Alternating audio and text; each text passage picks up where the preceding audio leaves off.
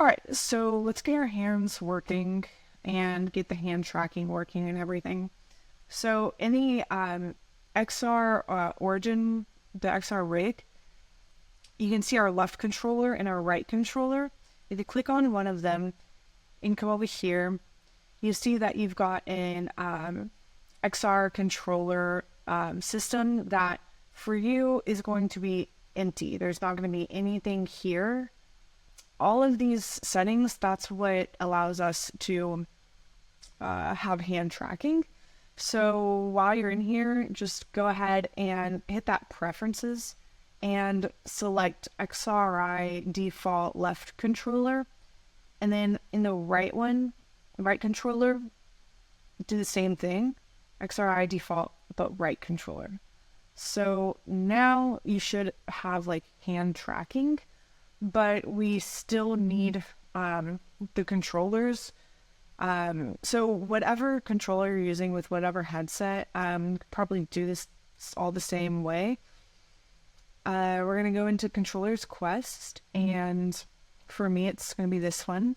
So I'm going to drag and drop that prefab in the hierarchy, right click, prefab, unpack, and drop down that object, and it's got a left mesh and a right mesh.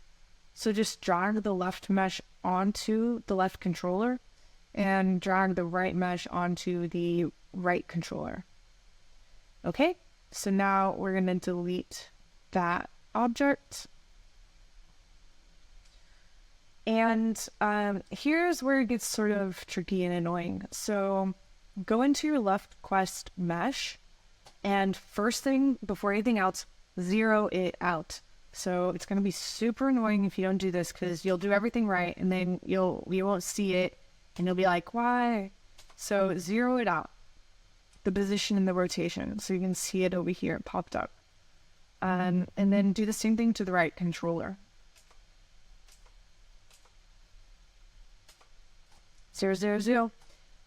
All right, in the left quest mesh, it's a skinned mesh renderer. Uncheck that and add a component, mesh filter, and add another component, mesh renderer. And then in mesh filter, go ahead and add the left controller. And in the right one, just do the same thing. So add component, mesh filter, add component, mesh renderer. In the mesh filter,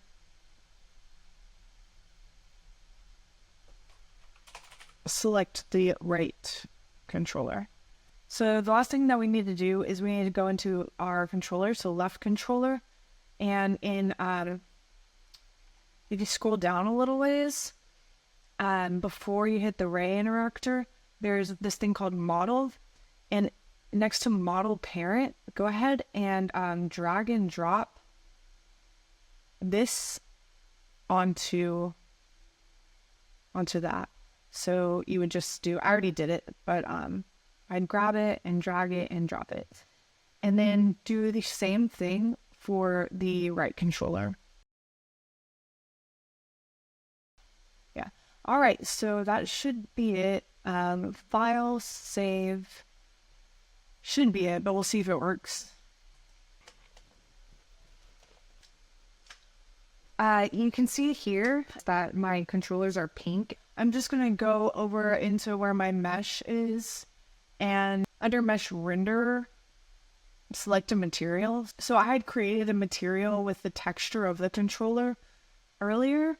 So I'm just going to use that.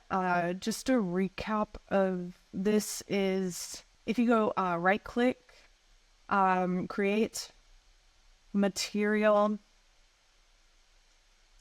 and then here you can just select the quest texture that you want. I'm gonna see what that looks like. That looks kind of funky.